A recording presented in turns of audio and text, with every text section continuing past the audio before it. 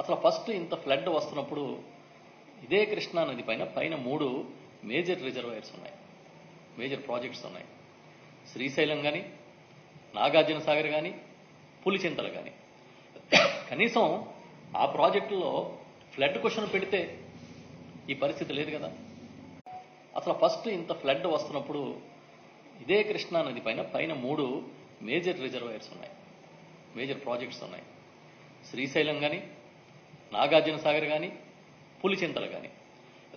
కనీసం ఆ ప్రాజెక్టులో ఫ్లడ్ క్వశ్చన్ పెడితే ఈ పరిస్థితి లేదు కదా.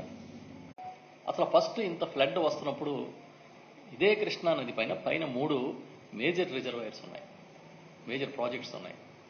శ్రీశైలం కానీ, నాగార్జున సాగర్ కానీ, పులిచింతలు కానీ.